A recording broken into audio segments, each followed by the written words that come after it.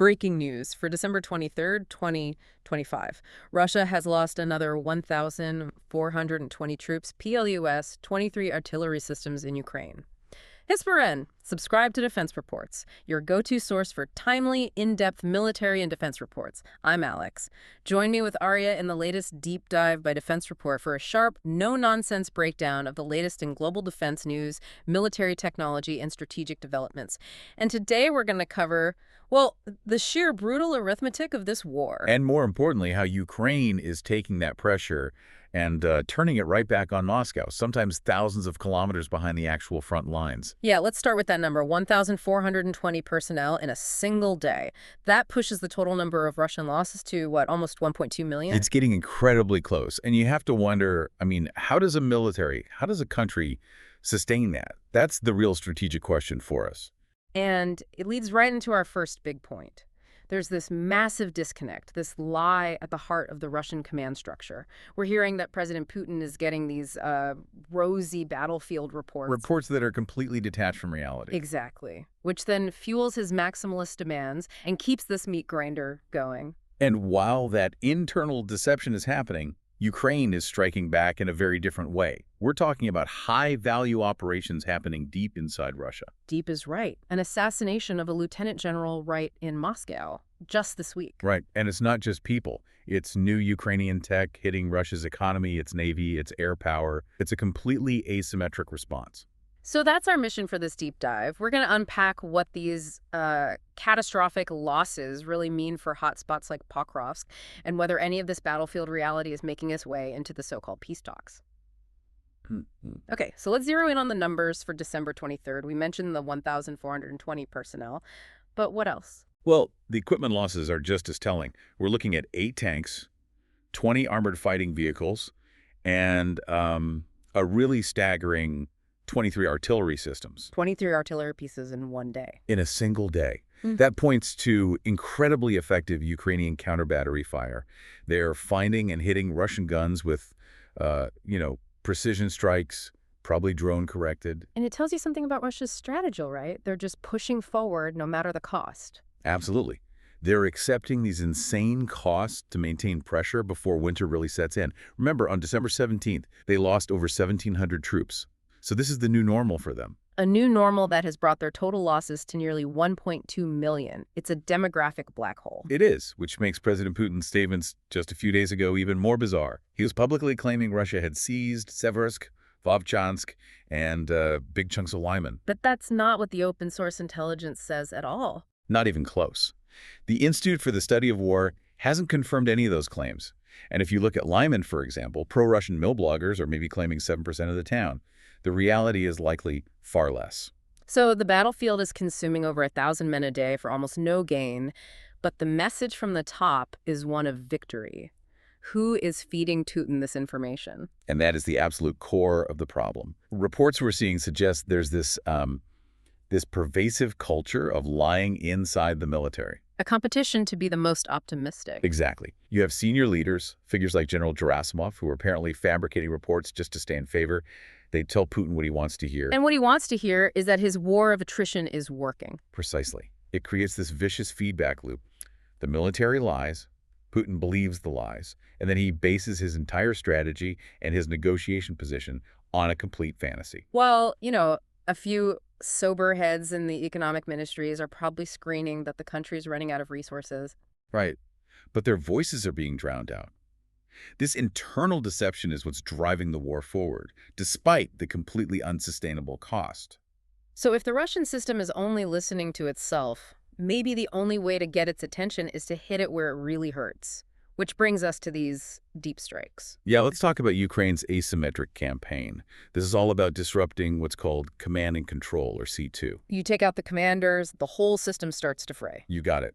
And there's no clearer example than the assassination of Lieutenant General Fanil Sarvarov on December 22nd. This wasn't on the front line. No, this was a car bomb in Moscow City, the heart of their military and financial district. It's a massive psychological blow and a huge security failure.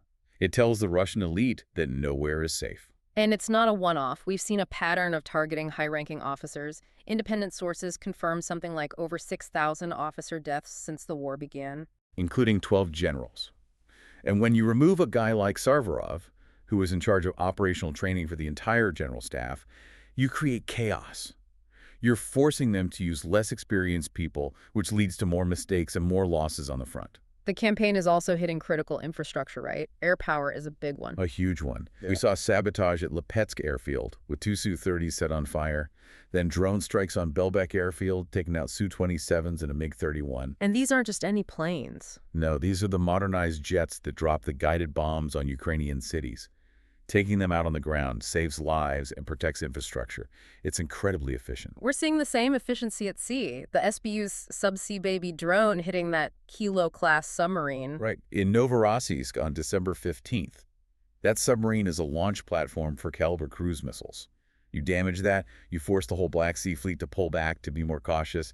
It shrinks their ability to threaten Ukraine. All of this requires some pretty advanced tech, and we're finally getting confirmation on Ukraine's own mass-produced cruise missile, the Bars. The Bars is a genuine strategic game changer.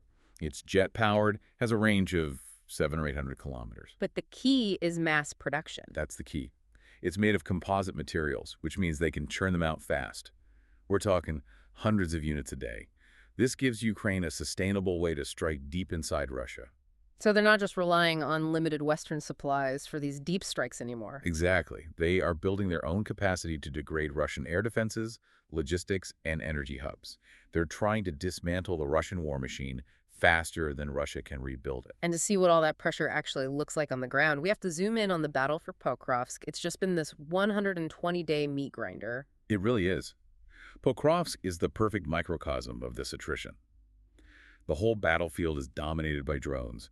Any large formation of armor is basically a death sentence. And we saw a pretty clear, pretty brutal example of that just on December 22nd. We did. Near a town called Fedorivka, the Russians launched a company-sized mechanized assault, about 24 armored vehicles. But they tried something new, didn't they, with motorcycles? They did. They added 11 motorcycles and quad bikes to the assault.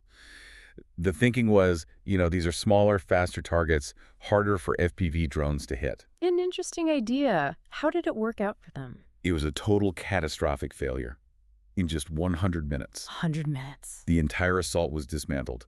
Ukrainian forces, including the Azov National Guard, destroyed 8 tanks, 18 IFVs, 5 APCs, and 10 of the 11 quad bikes. So the new tactic didn't work? Not at all. It just proves that against a well-prepared defense with drone-corrected fire, these kinds of conventional armored pushes are practically obsolete. It's suicide. And while Russia is literally grinding its armored forces into dust near Pokrovsk, Ukrainians are actually on the offensive elsewhere. Right.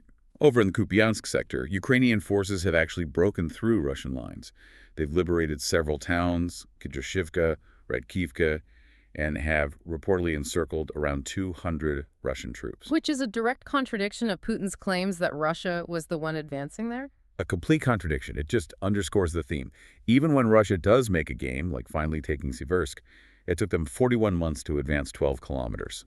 The cost is astronomical for inches of ground. So all of this brutal fighting is happening while diplomats are trying to talk. There were meetings in Miami recently, right? Yes. U.S., Ukrainian, and Russian delegations. President Zelensky has said Ukraine has a 20-point plan that's about 90% complete. And what's the focus of that plan? It's all about building a self-sufficient, secure Ukraine for the long term. A funded army of 800,000, a clear path to EU accession, and a solid security coalition with Western partners. Okay, that sounds concrete. What about the Russian side? Well, they rejected a U.S. proposal for a Christmas ceasefire, for starters. And they're just repeating the same maximalist demands. Full Ukrainian withdrawal from the 4 annexed regions, no NATO, complete demilitarization.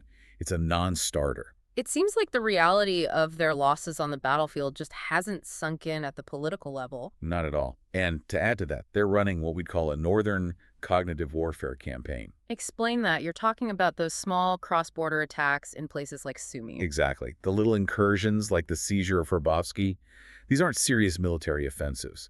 They don't have the troops or logistics for that. So what's the point?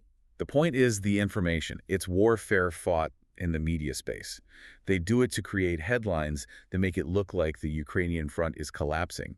It's designed to pressure Kyiv and its allies to make concessions. And in the middle of this information war, real people get hurt.